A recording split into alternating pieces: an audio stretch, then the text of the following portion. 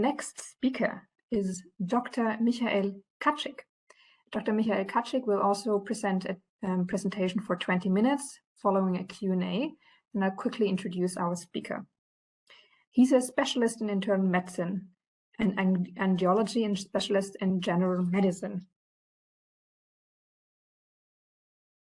Sorry, I had to make some notes. My brain fog is killing me today. He's a specialist in vascular medicine, and this is what we're addressing today. He spent a lot of time researching the regulatory mechanism of the endothelium. His work focuses in patients they show microcirculatory disorders, vascular inflammation in post-infection diseases. So he addresses also long EBV next to long COVID and ME/CFS. Today, he will talk about the vascular disorders we see in long COVID and ME/CFS patients. So before ado, I'm going to give you the stage. Dr. Kaczyk, thank you so much for being here and for being such a prominent advocate for long COVID patients. And thank you very much. Thank you very much for the invitation. And thank you very much that you make here a great job. And this Congress was organized by people who suffer from the long COVID disease and who suffer from very low energy levels. You make a really good job. It's a great honor for me to talk today with very famous scientists. I have no conflict of interest. I live and work in Münster. Münster is a beautiful city in the state of North Rhine-Westphalia. Münster is a capital of bicycles in Germany, has many students, and offer a wide range of research units. You are very welcome to visit this beautiful city in Germany. This is the content of my lecture with the following topics: SARS-CoV-2 and the ACE2 receptor, regulatory mechanism of blood vessels, technique of microcirculation measurements, vascular disorder results in long COVID and ME/CFS patients, improvement by vascular therapy, and my conclusion. The ACE2 receptor is a well-known binding structure of the spike protein from the SARS-CoV-2 virus. The ACE2 receptor is a G protein coupled receptor, and the stimulation of the receptor in blood vessels makes a vasodilation. In addition to the protein expression in vessels, the protein was strongly detected in abdominal organs, in the heart, and in the eye. The respiratory tract is one important entry point of the virus, but the protein expression of the ACE2 receptor in the respiratory tract of healthy people is very low. It is therefore entirely possible that the microcirculation of the lung is responsible for the virus entry. The publication of Hickman and Linscott points out that the consistent expression in smaller capillaries of several organs, especially in heart and the endocrine system, highlights the importance to explore the role of the vasculature in SARS-CoV-2 infection. PubMed is a really good tool to check the scientific interest between certain links. At the right side of the slide, we see on the top position the link between lung disease and COVID-19, followed by the heart disease. The number of publications in the context between vascular disorder and COVID-19 at the left side are also acceptable, but still too low for a virus that causes a vascular inflammation. A possible reason for this context is that the microcirculation diagnostic is not widely available.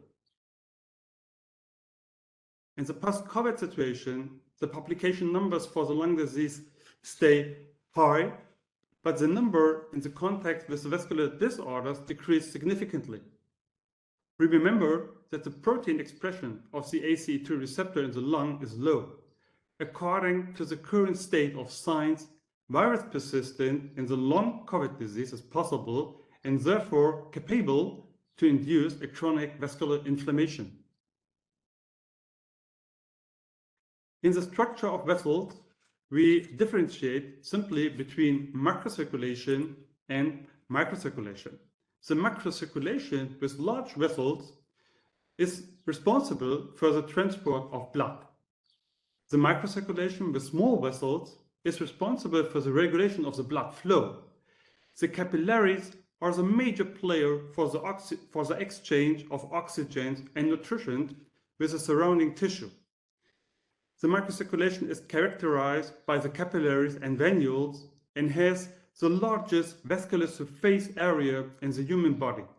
The cross-sectional area of the microcirculation is approximately 4,000 square centimeters. We use the skin for the diagnostic of vascular regulation. Why the skin?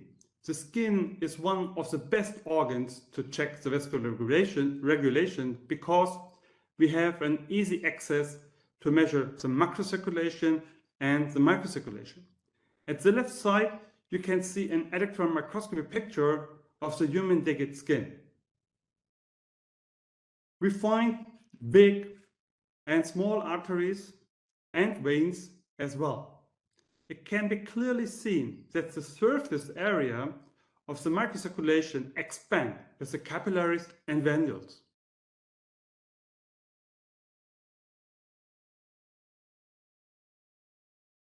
In the skin, we also find the important regulators of the microcirculation with the endothelium, pericytes, vascular smooth muscle cell, and the sympathetic nerves. The dominant sympathetic nerves in the skin are especially adrenergic with a release of norepinephrine, a potent vasoconstrictor. In the skin, there's also an additional sensory-dependent regulation of vessels which react by temperature. That's the reason why it is necessary to work in a room environment by a temperature near 24 degrees Celsius. Here you can see our diagnostic room for microcirculation. It contains a capillary microscope to check the structure of the capillaries, a laser Doppler imager, a laser Doppler flow meter to measure the microcirculation flow, and a tilt table to check the flow while patients lying down and standing. We recently used the near-infrared spectroscopy technology to measure the oxygen content in tissue like muscle and brain. This is my favorite slide because you can see on the left side the three-dimensional structure of the capillaries of the nail fold, and on the right side a good correlation with the two-dimensional HDMI capillary microscopy. The normal structure of the capillary is needle-shaped with an arterial and venous side. The capillary loop is the main area for the exchange of oxygen and nutrients with the surrounding tissue.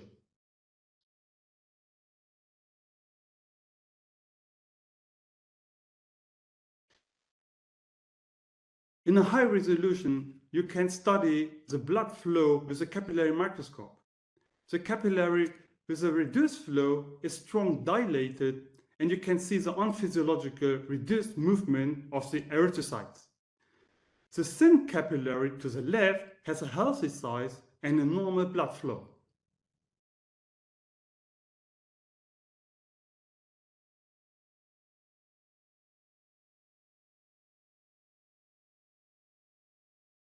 The better and easier method to check the microcirculation flow is the use of a laser Doppler technique on the skin. The advantage of this method is that the perfusion flow can be shown in color.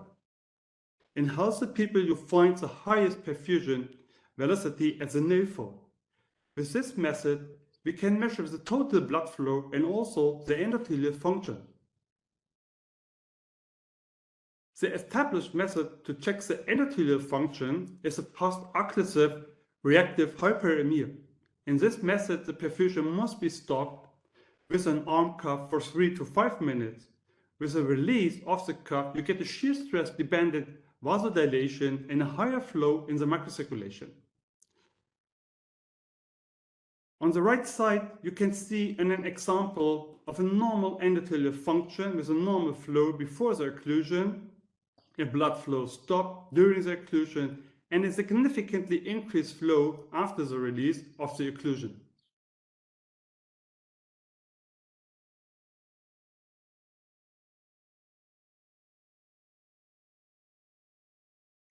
In approximately 50% of our long COVID patients, we find a total decrease of microcirculation flow on the skin. If the total flow is strongly decreased, we often find an endothelial dysfunction. At the right side, you can see an example of the endothelial dysfunction in a long COVID patient. After the release of the occlusion, the blood flow in the capillary stays very low.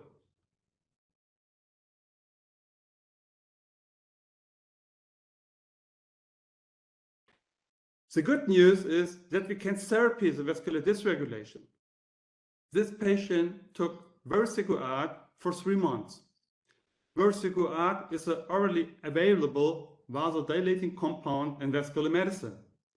The total blood flow has returned to normal, and in the video, you can see that the endothelial dysfunction was not longer detectable.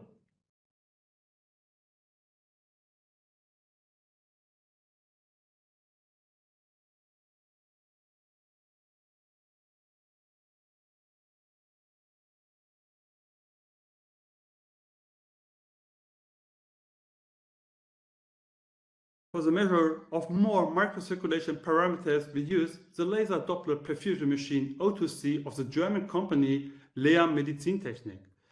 With a flexible probe, we can check the microcirculation flow, the oxygen content in venules, and the filling state of the microcirculation at every skin site. To examine the autonomously controlled microcirculation, we use the tilt table and fix the laser probe on the big toe. The effect of gravity is the easiest and strongest stimulator of the autonomic system.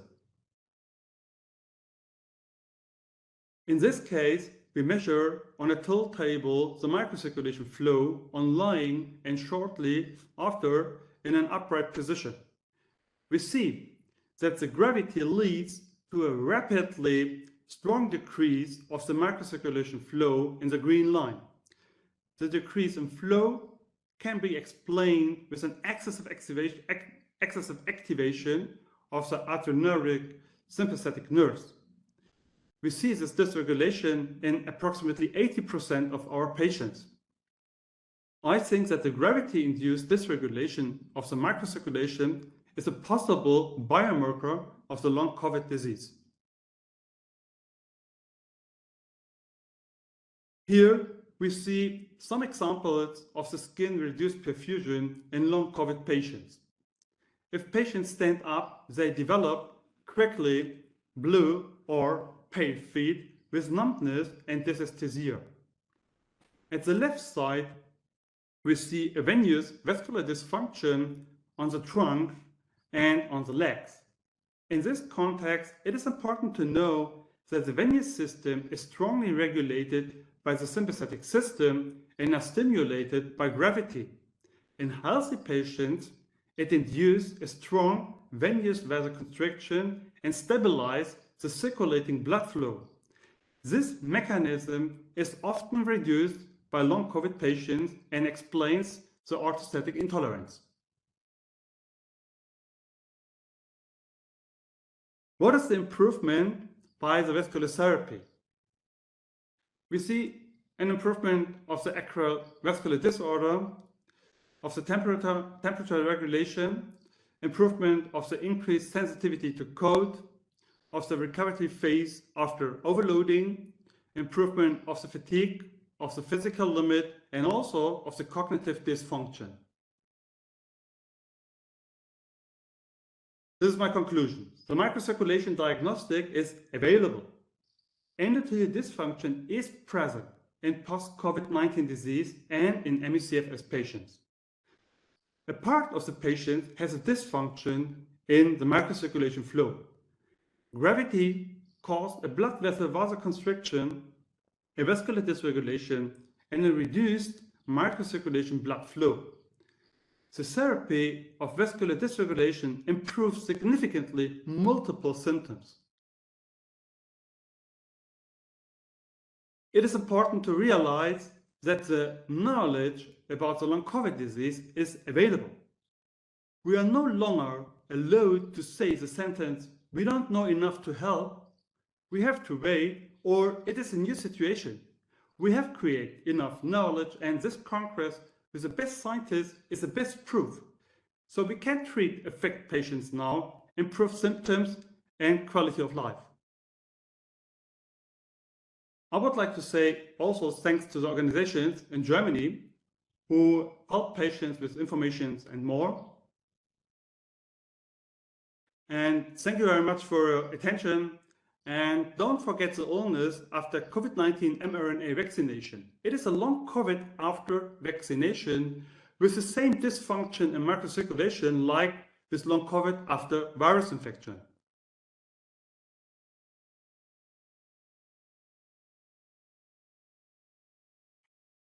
Thank you very much, Dr. Kaczwik. It's very impressive how clearly you can show these pathologies and dysfunctions, and also impressive how successful the interventions were. So I'm going to address some of the questions the audience has in our Q&A in Slido. So the most upvoted question: what tests physicians need to run to test for vascular dysregulation disorder in long COVID ME/CFS? I mean, you have stated some of the tests you do. Yes, there are many machines where we can check the microcirculation problems. One machine is from the company Paramed. This is the laser Doppler technique. There's also one easy machine from Israel. The name is EndoPAD. With the EndoPAD, you can also can show if the people have endothelial dysfunctions. Okay, so there was one question I was reading, like if you have a normal health insurance coverage, are these tests covered? Like, or do you need to go to a special doctor to get them? Yes, it is so that you must go to a doctor with who are specialized in vascular medicine. And this is also a big problem in Germany. Many doctors are specialized in the problem with the big vessels, like thrombosis or the peripheral artery disease. But if you ask about microcirculation disorders, you don't find really so many doctors in vascular medicine that are interested in this thing. Mm-hmm. Yeah, this is a very important point. There's not enough doctors there, right, who can offer the service. Yes, right. Yeah, there's one question: if damaged vessels, can they recover? Yes, really. The vessels are really good because if you have a damage, the vessel will always be able to recover because the endothelial cells, we have a regeneration in endothelial cells. So this is, I think, the reason that if we see the patients that we have a damage in the vessels, but if we give the drugs for the time, then I think that this is not only the effect of the drug, it's also the regeneration of the vessel. And one important substance in the vessel for the regeneration is the nitric oxide. Yes, mm-hmm. Nitric oxide is really important to regenerate vessels. Okay, that's very interesting. We had a lot of questions concerning how to best treat these inflammations we see. I mean, we've already mentioned some of the off-label treatments, and people mentioned statins or Maravirog or Vericiguat. Is there anything you in particular would say what's best to start with? Okay, it's not really off-label use if you diagnose the endothelial dysfunction and the microcirculation disorder. Yes, it's also not off-label if you diagnose the orthostatic intolerance or the postural orthostatic syndrome. So yes, we have many drugs to improve the symptoms. And one drug, I show you one drug. It's very Vericiguat. It's really good. But we also use drugs where we change the rheology of the blood. This is also a really important step to improve the microcirculation. One substance name is pentoxifurline or cilostazol. And how do you assess what you start treating the patient with? Is it like very individualized? Or is it something do you have to like look at the person? Every person is different, or how do you assess that? Okay, if the patients come to us, it's really important to know if there are some symptoms which are correlate with the acral disorder. Yes, this is one important information that we have. And the next step is that we make the diagnostic. And if we see the endothelial dysfunction or a gravity-induced microcirculation disorder, then we can give specific drugs. Okay, so I'm just going through the questions here. Let me see. Yes, one person's asking if post-exertional malaise can be explained by vascular dysfunction. Yes, I think so. Because if the patients have the post-exertional malaise, they have a disease in the muscle, yes. And I think if you improve the vessel function and the oxygen content in the muscle, that you also can prevent the pain. That's very interesting. Yeah, thank you. So, yeah, some people are asking about EBV. Like how is it best to test for EBV reactivation, since you also said you treat long EBV patients? Is there a big difference to long COVID, or is there an overlap? No, it's really important. We also checked in all our patients if they have an EBV reactivation. And if you look what can EBV is able to make problems in the body, this is the same like COVID-19. It's a neurotroph virus, it's an endothelial troph virus, and a neurotroph virus. So also ABV is able to make vessel damage and make nerve inflammation. So if we find an EBV reactivation, we make also an antiviral therapy, and we see in some patients after the antiviral therapy that the vessel function improve. Okay, very interesting. Thank you. So we have one question. People were asking, you showed pictures of people having a discoloration of their arm, and they're wondering if people have a different skin tone, does it show the same way? Is it like easily to distinguish also from healthy skin? Do you have any clinical experience here? Okay, I think that it's a dilation of the veins, and I think that makes no difference with skin color the patient have. Yeah. Okay, that's very interesting. Thank you so much. So let me see what else on questions we have.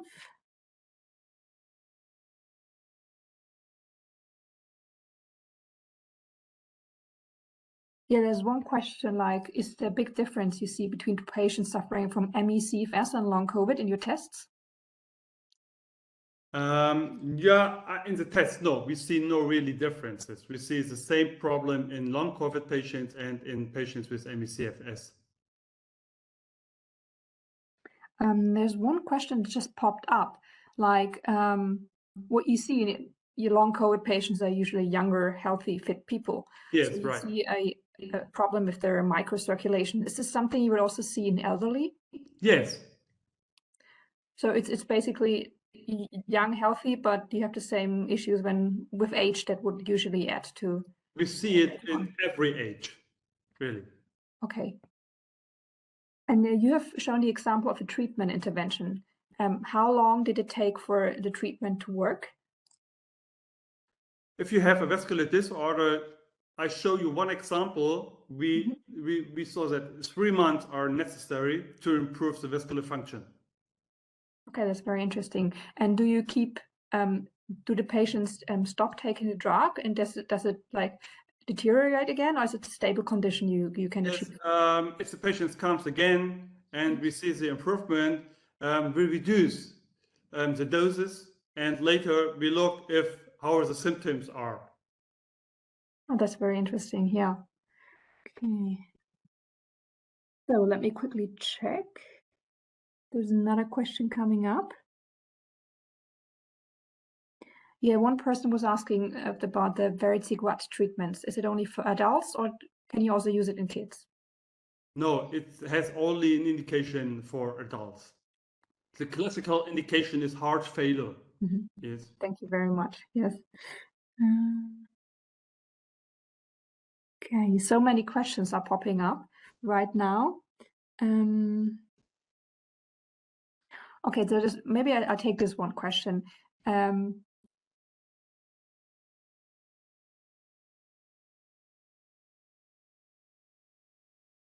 There's one question again with vaccine damage. You said that basically long COVID, ME/CFS, and the vaccine injury, they show the same alterations in their tests. Yes, right. At the beginning of our work, we only saw long COVID patients. Later, there come more patients with post-vaccine problems, and we were surprised how there is a correlation between the two diseases. So I think it's the same thing in the vessels. That's very interesting. Thank you. Okay, so I think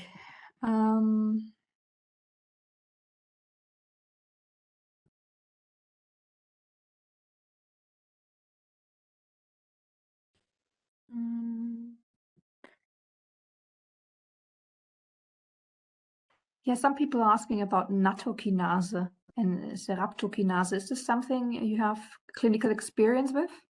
Yes, we use it, but if the patient comes to us, many patients took the drug before we see the patient. And what is the mechanism of nattokinase? It's not really sure, but what we know is that nattokinase make some improve in the vessel inside. I think that we have small vessels in the vessels, and it's possible that nattokinase can improve the vessel function, but not really.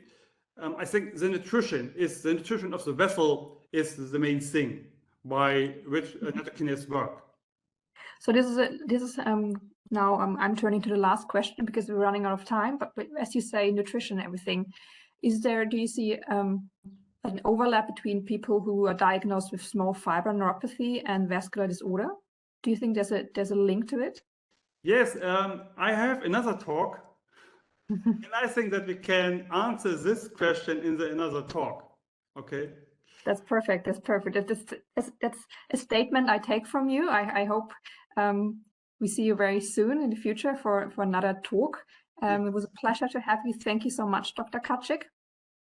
Have a wonderful afternoon. Thank you.